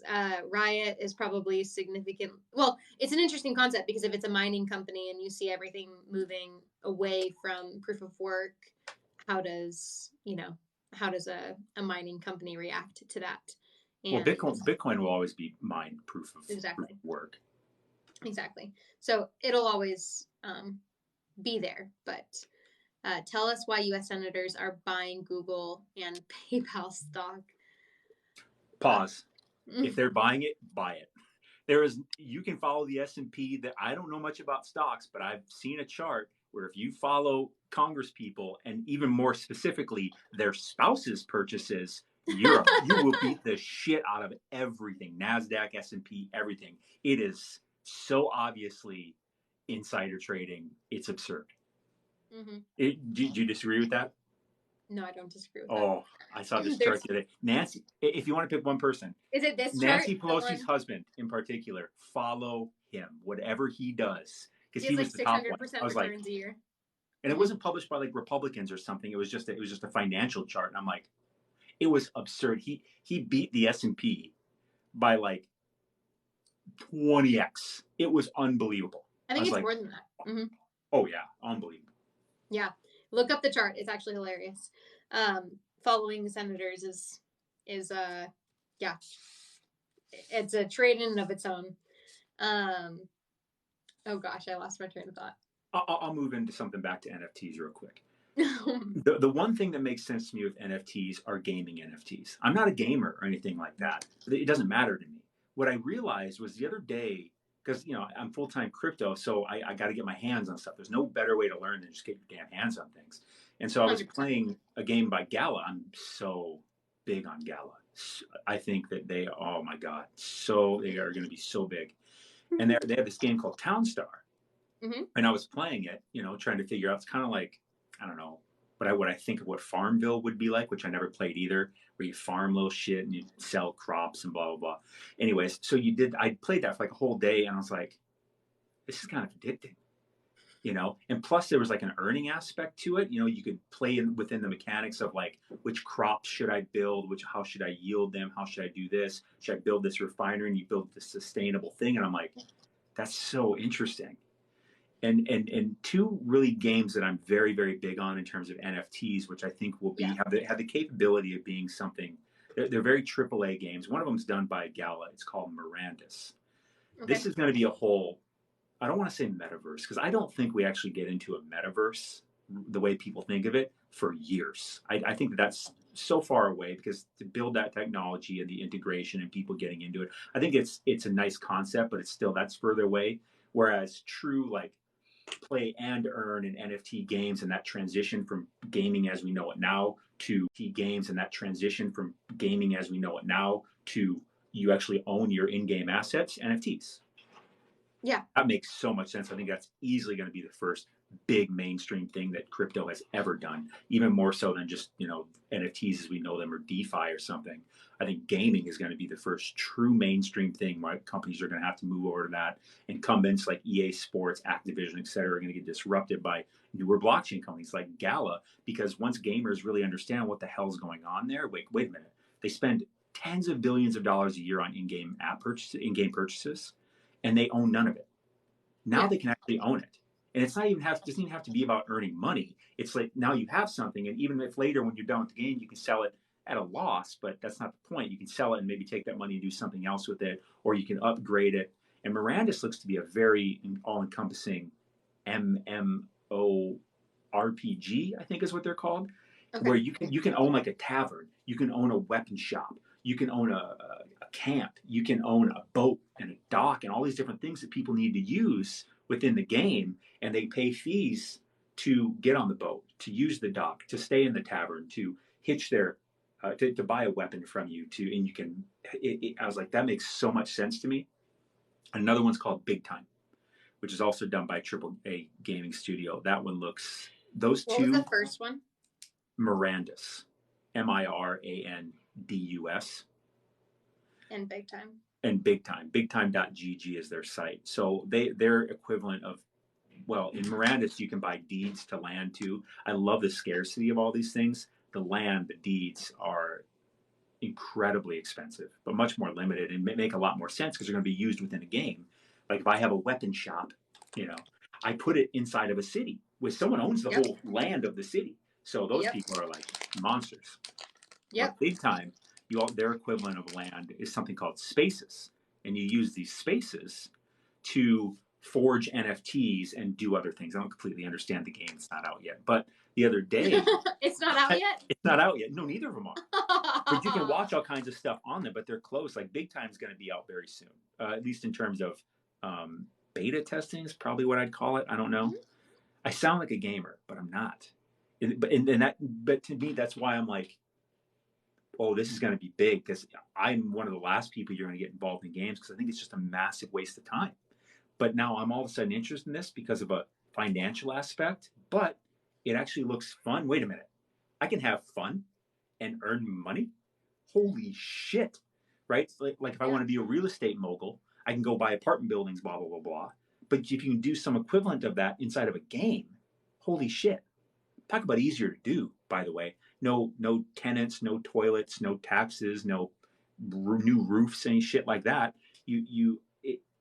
I get excited. You can tell I'm excited about this. Yeah. Well, I bought a pass the other day that's going to make me one of the first 8,000 people to be able to play Big Time. They're only like $250. They were up to like $2,000 because of this whole market being down. That's some alpha for everybody listening. Go buy a Big Time pass. Not financial advice. Not financial advice. True, not financial advice. Sorry, go ahead. Something really interesting that you're talking about. There's two aspects that I think of too, because I think you're absolutely right. First of all, going back to the metaverse thing, like Pyramid Scheme in the comments is saying, if you want an idea of a real metaverse, watch Ready Player One. That's a long ways away, I think. Yeah. That version, but that eventually we'll probably get there. People use the word metaverse, and in reality, sometimes all they're talking about is gaming. So I think it's interesting the way that we talk about it. But imagine, let's take an example of a kid in the U.S., okay? I don't imagine everyone here watching is from the U.S. Also curious to know where you guys are tuning in from. So if you're not tuning in from the U.S., where are you tuning in from? But imagine a little kid in the U.S. playing Fortnite, buying things with, what are they called? V-Bucks? I've never played Fortnite. I'm guessing that's their in-game currency. They have an in-game currency. Okay. You pay USD for these V-Bucks. You buy your things, and the resale, like you can never transfer out, like even if you could sell these items in the game to another player. Let's say a player's like, oh shoot, I want those shoes that you got. They're limited edition or skins or whatever it is. They're a limited edition skin. Can I buy that from you for this many V-Bucks? Even if you could transact in V-Bucks within the game. Oh, yeah. You still can't take V-Bucks and convert it back to USD. So what's really fun for these kids, imagine if they're just doing their normal thing and all of a sudden they're like, Mom, I made $20 today. And she's like, how'd you do that? And she's like, I sold the skin that you bought me. You know what I mean? Like, what? Just gaming. Like, it's a really interesting concept to have liquidity in a gaming market. Good word. Thank you. And that's one thing that I focus on in gaming is there's just so much there's so much money that goes into it. But imagine how much more money Roblox or Fortnite could get if they charged a platform fee for every time that you resold an item, as opposed to just like, oh, buy the item and we get 100% of the fees up front. Ding, ding, ding. So I think that the royalties, exactly. Being able to get 2% of every future sale. So you're not just getting one, you're getting a lifetime of sales. And I don't know why they're not doing this, but NFTs make it, and does it have to be done through NFTs? No, of course not. But do NFTs make it really easy? Yes, they do. And so that's why we're talking about like transaction speeds and efficiency and just develop, like going from the horse and buggy back to into a motor vehicle. Once you get in a car, you're not riding a horse again. No, even though the car is hard to learn to drive, you're going to go faster. Yeah. And so the second thing is, now take this example and imagine that it's a young girl in Thailand, or let's even go, I'm trying to think of a country whose currency it would be even more valuable for, but I think Thailand is fitting. What I would consider as like a really fun night out at dinner would be a day's wage in Thailand.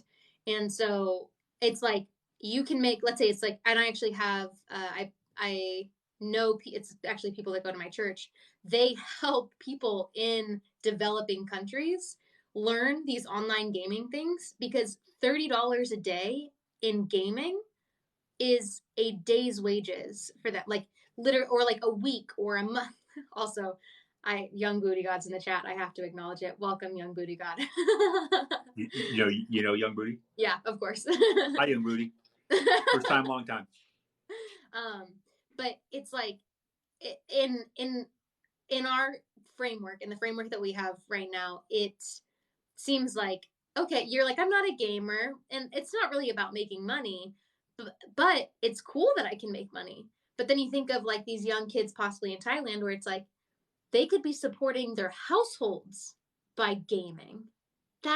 And because this wouldn't work when we're talking across borders, this only works with cryptocurrencies. And that's an important point to acknowledge. That would not work if they're getting paid in, it just, cryptocurrencies are oddly enough making it really possible for people in more developing countries to make a day's wage. And it's just crazy.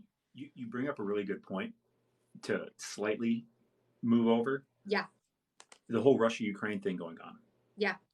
The ability that people have been using to send funds to people involved in that their banks are basically, they can't get money. Mm-hmm. A lot of them. This is really solving this issue, and it's like it's creating such an obvious use case that it's like, oh, because that's the reality of people. That's the way we are. You can give us the best things in front of us, but we're not going to change until we have to, until we see, because that's what we do. Every single decision we make, it's a psychology thing. We always do what we see as having the most benefit of every decision we can come up with. And typically doing anything new, even no matter how much someone sells it to us, once they sell it to us real good, we're not going to do it because it's inconvenient to do anything, because we're like, I'm good with where I'm at. But once you get into a situation like that, it's just like, oh, so these people are having to use it. And these are more developed countries, because you're talking about lesser developed. Europe, yeah. And we always knew it was going to come from third world to second world to first world because of need. Now we're talking about first world countries having to use it out of need. And it's literally on the world stage.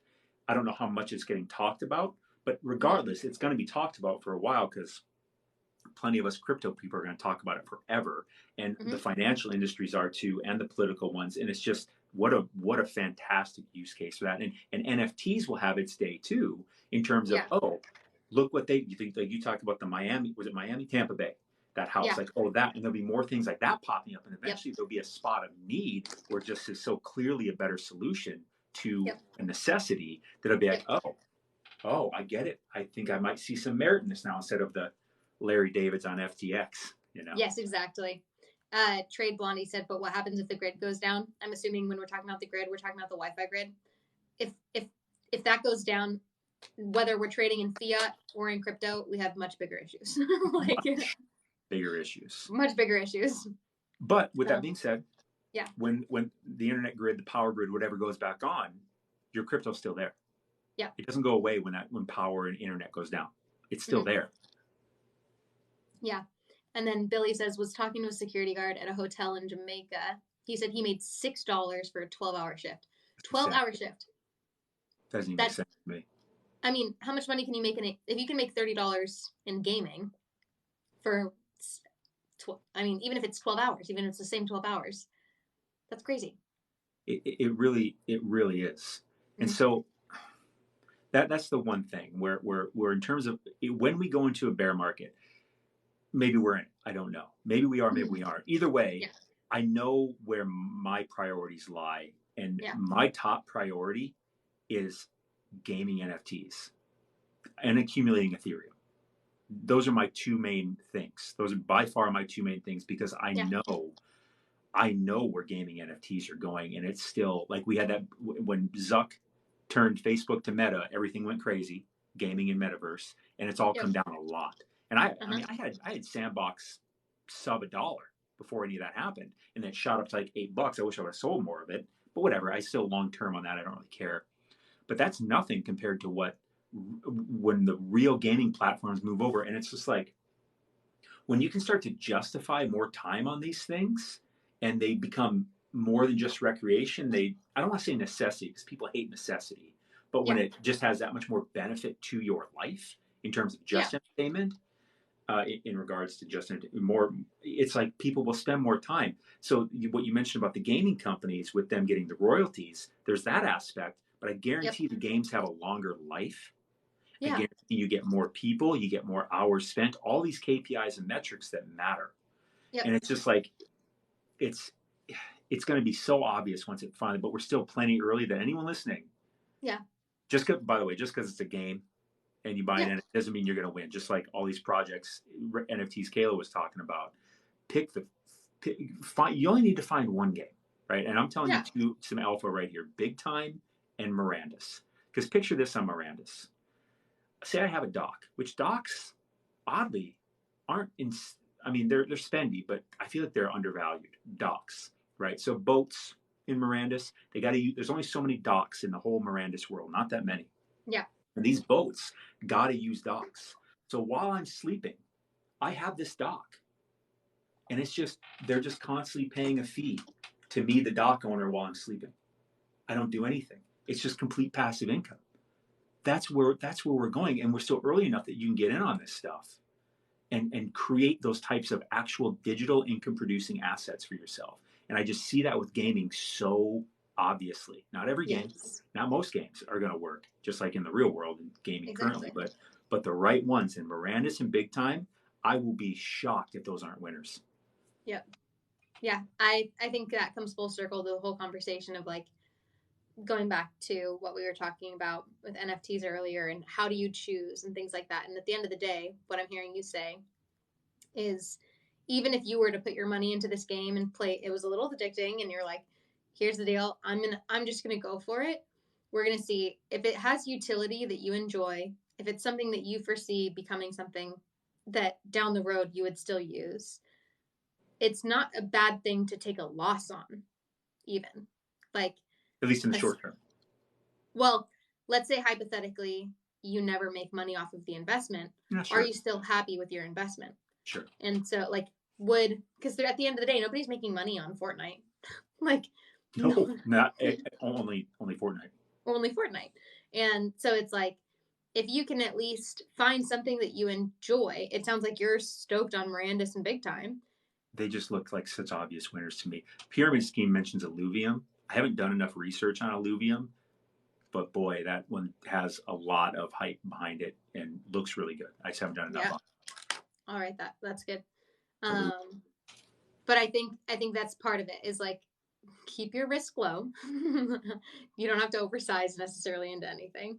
And like if you're finding things that you see potential in, like it's okay in my opinion, I'm like, I don't mind risking on things that I see potential in. If it goes down, like shoot, bummer, but it goes back to that point you made earlier, where that observation of when you put in an amount that makes you emotional, don't do it.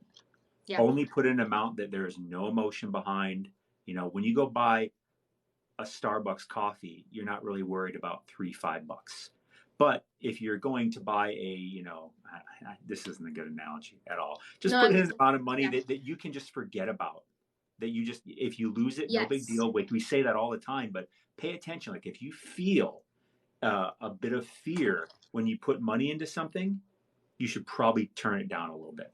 Yeah. And if you do that, if that's your new strategy over and over, that's probably going to work out better for you. And then, of course, don't get emotional. Oh, I wish I would have put in more. Shut up. Because as soon as you do that, and know your strategy is working. Yes, exactly. And I would even add on to that. If you can set goals, set goals. Like for me, I'm like, I want to buy one of my things. I'm like, I want to buy a Rivian electric vehicle. Have you ever heard of them? I have. I've seen there's a blue truck that parks about a block away from my place. Those look really cool. Oh my gosh, they're amazing. It's so nice. Yeah, I was walking the dog the other day, and I'm like, "What is this thing? What is this?" It looks all futuristic, but like not cheesy futuristic. It looked really cool. It said Rivian, and I'm like, I figured it was like some special edition of a Chevy or something. I didn't know, but then I found out a bit later. They make like vans too or something, don't they? SUV. So they have like a Oh, 7-seater, a 5-seater, and a truck, and they are fully electric, and they're an outdoor like they're not like people are like, oh, it's Tesla's competitor. I'm like, they're not an electric company. They're not trying to do what Tesla's doing. They don't make batteries. They don't do all this. Like, they're a car company. They're a really basic car company that's doing electric really well, but it's for the outdoorsy. So it's insane seeing like uh, people who are like, basically they've optimized the vehicle for anyone who wants to do like car camping, biking, crazy trips, off-roading, like the off-roading vehicle of electric. Like they're just absolutely insane. We went and saw one in person, and by the way, they cost as much as a small house. sure. And so I'm like, I can't get myself to to like buy one, but I did set a goal where I was like, if I can get to like if I can flip my NFTs to buy a Rivian, that's when I'll take profit. Um, and Sure. I'm not far away. So I'm like, That's an interesting niche to serve because I can relate with that because I live in the Pacific Northwest and I live in Seattle. uh-huh. So we have fantastic. We have two set of mountains to the east and the west, and there's Yep. great. So we get outdoors a lot. And I've Yeah. thought about that often. I'm kind because there's so many Teslas here, right? Amazon's based here, Microsoft is based here. There's a lot of Facebook. This has become like the second Silicon Valley. And so there's tons of Teslas, tons of electric cars, and but people want to get out, and I'm like, you're gonna have a hard time getting out with these Teslas. I'm like, I feel for multiple reasons. Maybe the battery is okay, the battery life, but I'm like, do you really want to take these cars on these trails and stuff like that? Like, I feel you're going to beat it up real quick. So if you're talking about this Rivian being something geared towards that type of thing, It's what it's created I can for. absolutely see that as being a big market piece. They had like I think at the end of 2021 they had 70,000 like pre-orders, and they have only delivered like 1,200. Ooh, Just interesting. because they have like I obviously supply chain issues and things like that, but Oh yeah, COVID, pandemic. yeah. I'm crying. So Gods. yeah. And then Noob and the or sorry, actually it's just the band trader now. His other account got canceled because he was probably driving and on live. Um, but he said Rivian stock went to poop. Oh, is Rivian Which have a stock? Are they publicly traded? they went public. They publicly traded. They went guns blazing at like 250 a share. But think about it. Ford is at like $20 a share, and Ford does way more sales than a brand new car company. But everyone was like, Rivian's the new Tesla, and so they overvalued this stock. Like, Sell, sell, sell. Because that's the hype that we were talking about, right? Pre-sell. Like that's mm-hmm. pre-sale. But the unopened pack, like I've learned like from my, I traded sports cards as a kid. And that was such a lesson for me that the unopened pack, the imagination gives something more value more often than not than the actual thing once it's opened. Yeah. It's just as it's non-emotional, like price is Mm-hmm. up, pre-reveal, sell it. Mm-hmm. So that was something I learned from the Goonies thing. Like I said, I'm kind of like, as from an investment standpoint, I think I might start looking. I mean, we're in a downer market, so I don't know what that means, but if I can get in on the pre-reveals near mint price, when it gets really close to the moment of pre-reveal, list it Yeah. and take your profit. Because I was going to do that with Goonies, and it would have worked out perfectly. Do But it. I just Do it before. forgot. Do it far before the like. If it has, do it. If Put you it can for give a yourself at price least that you want. That you set your goal like you were saying. Buy at point yes, three, set it at point four, and just something you have a high probability that it's going to be bought at, right? yeah. But if you can even do 24 hours before reveal, because liquidity dries up, everyone Oh, starts selling, so, or you end up with more sellers than buyers, and so if this is when the floor starts to drop. So yes, keep in mind what you just said, but give yourself enough time for there still to be buyers and not as many sellers. that makes sense So because it's otherwise, not they're more illiquid than a Bitcoin. yeah, you'll oh for sure. And Massively. oh my gosh, it would be so bad. Yeah. Wow. Suddenly Rivian had like a massive conversation thread in the chat. It did, which is a fairly positive sign. So you're telling me the truck I saw over here is very rare. If they've only made like there's only like 1,200 or so. Oh wow! And he just parks it in the street. It doesn't make any sense. That's the thing. That's the thing about these guys. There are probably people with money that also are just like, yeah, parking. That's so crazy. I mean, I wouldn't park my Rivian on a busy street. Yeah. I mean, the car right now is worth at its base like 85,000.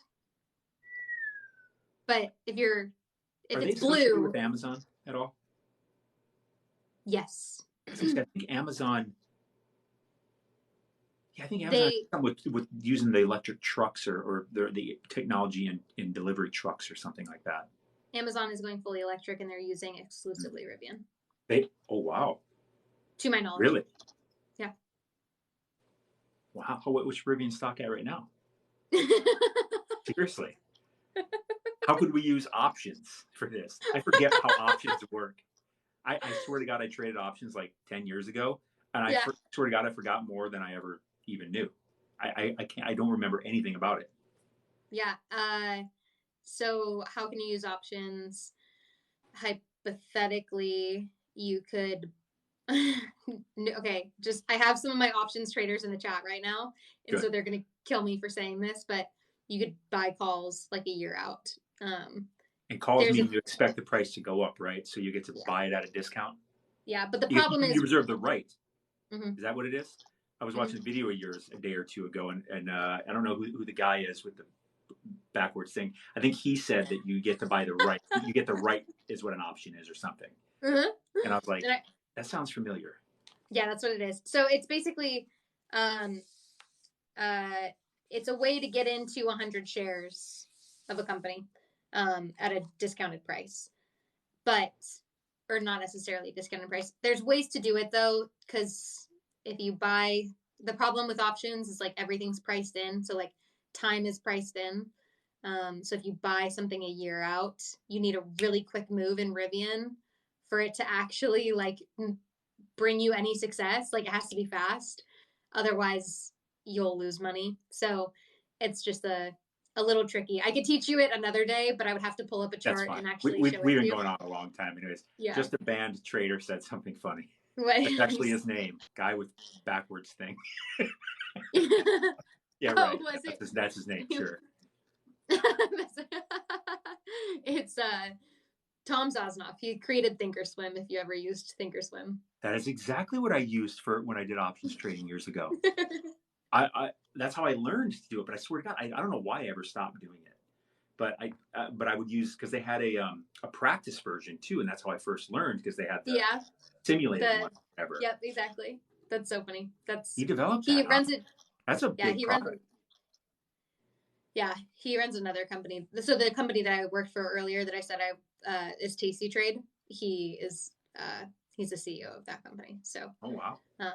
But also someone's like Kayla. Cool like he does. Yeah. It seems like he has a really good energy about him.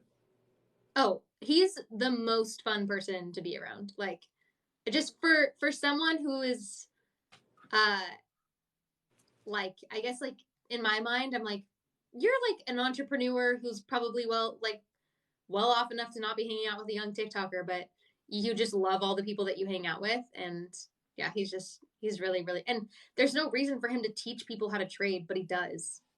I think it's so crazy. But real quick, someone said, Kayla, can you give a fun fact about Errol? He is color deficient, not colorblind, but he's color deficient. You can use that. Anyways, he asked the question twice in the chat, so I was like, I'll just answer it. What does that mean? Colored? I've never heard of it. So like green and red look the same until you distinguish which one's green and which one's red, and then their eyes begin to see the differences. But they're not colorblind. They can still see colors. He just has like a slight deficiency. I find that, does he have that exact issue with green and red? Yeah. It's hard for him. He had to change. I just find that fascinating because that is by far the most common colors of the candles on the price chart. Exactly. green and That's red. why he's That he's an is so active funny, trader. given who he is and what he does. That's God, universe, whatever. That's some humor. You know what I mean? Like that's hilarious.